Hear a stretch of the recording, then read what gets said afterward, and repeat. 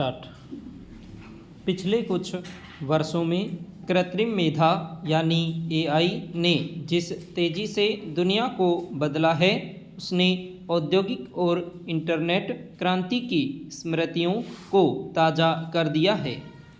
कभी कल्पित विज्ञान का विषय मानी जाने वाली यह तकनीक आज हमारे मोबाइल फ़ोन, कार्यालयों, अस्पतालों, न्यायालयों और विद्यालयों तक पहुंच चुकी है। विशेषकर शिक्षा के क्षेत्र में इसका इस्तेमाल जिस स्तर पर होने लगा है, उससे यह पूरी संभावना है कि आने वाले वर्षों में कक्षाओं का स्वरूप, शिक्षण की पद्धति और सीखने की प्रक्रिया पहले जैसी नहीं रहने वाली।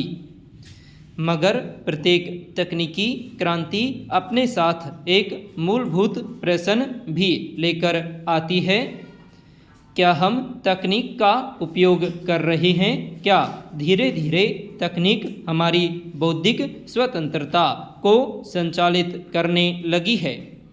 यही सवाल आज शिक्षा जगत के सामने सबसे बड़ी चुनौती के रूप में उभरा है। पैरा इसमें दो राय नहीं कि कृत्रिम मेधा ने शिक्षा के क्षेत्र में अभूतपूर्व संभावनाओं के द्वार खोले हैं।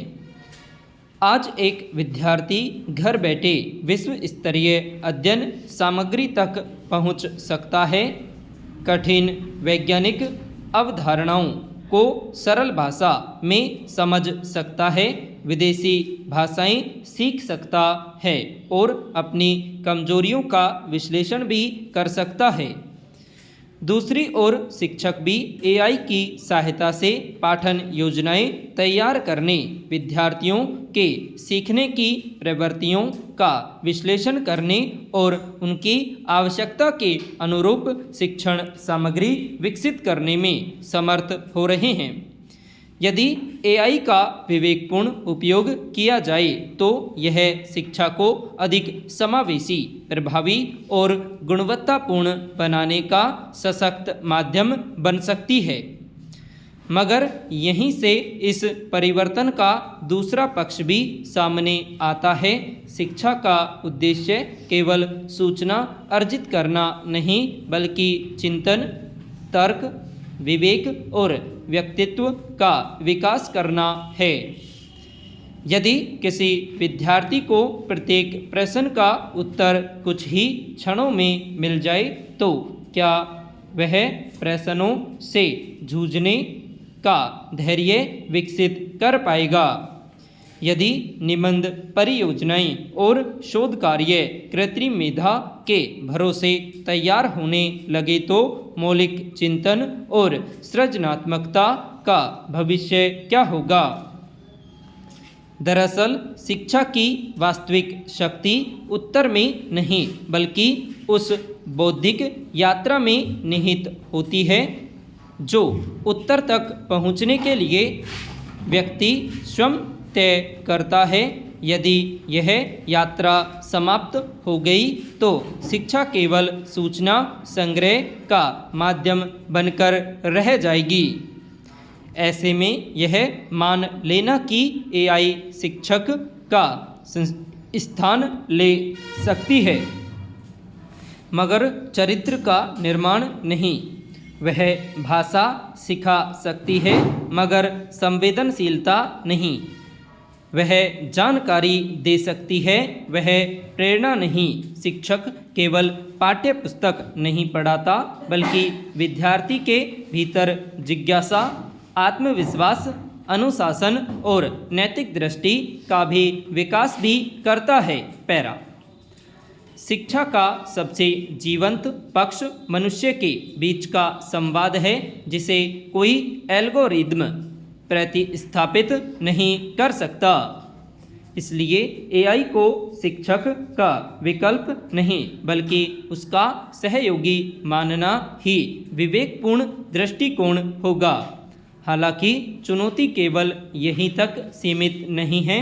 कृत्रिम मेधा का विस्तार शिक्षा में एक नई सामाजिक असमानता को भी जन्म दे सकता है। महानगरों के विद्यार्थियों के पास उच्च गति का इंटरनेट, आधुनिक उपकरण और डिजिटल संसाधन उपलब्ध हैं, जबकि देश के अनेक ग्रामीण और आदिवासी क्षेत्रों में आज भी गुणवत्तापूर्ण इंटरनेट और डिजिटल उपकरणों का अभाव है। यदि भविष्य की दिशा एआई पर आधारित होगी और तकनीकी संसाधनों तक पहुंच असमान बनी रहेगी, तो यह अंतर केवल डिजिटल नहीं रहेगा, बल्कि यह अवसरों, रोजगार और सामाजिक प्रगति के बीच गहरी खाई में बदल सकता है। इसलिए एआई के युग में डिजिटल समानता केवल तकनीकी नीति का प्रश्न नहीं, बल्कि सामाजिक न्याय का भी विषय है। पैरा एक गंभीर चिंता उभर रही है डेटा की सुरक्षा एवं निजता की। एआई आधारित मंच विद्यार्थियों की अध्ययन शैली, व्यवहार, रुचियों और व्यक्तिगत जानकारी का विशाल भंडार तैयार कर रहे हैं। शिक्षा का डिजिटलीकरण तभी सार्थक होगा जब इन सूचनाओं की सुरक्षा सुनिश्चित हो। यदि यह डेटा व्यावसायिक हितों का साधन बन गया या साइबर अपराधों का शिकार हुआ, तो तकनीक पर समाज का विश्वास डगमगाएगा। इसलिए एआई के विस्तार के साथ कठोर डेटा सुरक्षा कानून, पारदर्शी नीतियां और उत्तरदायी नियामक व्यवस्था अनिवार्य हो जाती है। आज भी हमारी परीक्षा प्रणाली का बड़ा हिस्सा रटने, लिखित उत्तरों और अंक केंद्रित मूल्यांकन पर आधारित है। ऐसी व्यवस्था में एआई का दुरुपयोग रोकना लगभग असंभव है। आवश्यकता इस बात की है कि मूल्यांकन की दिशा बदली जाए। परियोजना आधारित अध्ययन, समस्या समाधान, मौखिक प्रस्तुतियाँ, अनुसंधान, समूह चर्चा और प्रयोगात्मक गतिविधियाँ शिक्षा के केंद्र में आए। जब विद्यार्थी की सफलता उसकी स्मरण शक्ति से अधिक उसकी समझ, विश्लेषण और सृजनात्मकता से आंकी जाएगी, तभी कृत्रिम मेधा सीखने का प्रभावी उपकरण सिद्ध होगी। पैरा सरकार, शिक्षण संस्थान और समाज, इन तीनों की भूमिका इस परिवर्तन में समान रूप से महत्वपूर्ण है। सरकार को डिजिटल अवसंरचना का विस्तार करना होगा, शिक्षकों के प्रशिक्षण को प्राथमिकता देनी होगी तथा विद्यालयी शिक्षा में एआई साक्षरता और डिजिटल नैतिकता को समाहित करना होगा। शिक्षण संस्थानों को ऐसी शैक्षणिक संस्कृति विकसित करनी होगी जिसमें तकनीक का उपयोग हो मगर उस पर निर्भरता न हो। वहीं बच्चों को यह समझना होगा कि तकनीक सुविधा का साधन है, बुद्धि का विकल्प नहीं। दरअसल किसी भी दौर की सबसे बड़ी परीक्षा यह नहीं होती कि उसने कौन सी तकनीक विकसित की, बल्कि यह होती है कि उसने उस तकनीक का उपयोग किस उद्देश्य के लिए किया। कृत्रिम मेधा का उपयोग शिक्षा को अधिक समावेशी, सुलभ और गुणवत्तापूर्ण बनाने के लिए किया गया तो यह सबसे बड़ी शैक्षिक क्रांति सिद्ध हो सकती है।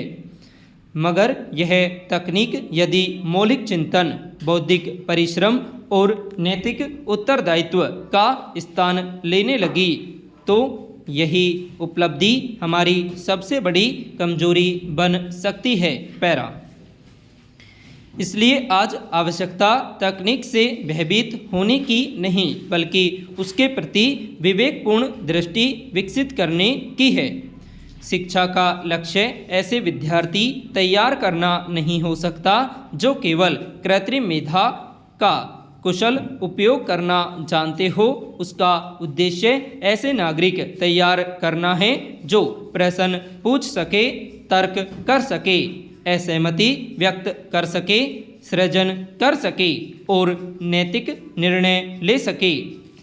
ये वे गुण हैं जो मनुष्य को मशीन से अलग करते हैं। यदि तकनीक के साथ मानवीय संवेदना, नैतिक विवेक और स्वतंत्र चिंतन का संतुलन बना रहा तो कृत्रिम मेधा शिक्षा को नई ऊंचाइयों तक ले जाएगी। मगर सुविधा के आकर्षण में यदि हम विचार की स्वतंत्रता का मूल्य भूल बैठे तो आने वाली पीढ़ियां ज्ञान से संपन्न अवश्य होगी, लेकिन बुद्धिमत्ता से नहीं। किसी भी राष्ट्र की वास्तविकता शक्ति उसके कृत्रिम मस्तिष्कों में नहीं, बल्कि उसके जागरूक, विचारशील और संवेदनशील नागरिकों में निहित होती है। इसलिए शिक्षा में कृत्रिम मेधा का स्वागत अवश्य होना चाहिए, पर उसके साथ मानवीय विवेक की मशाल भी उतनी ही प्रज्वलित रहनी चाहिए। संपूर्ण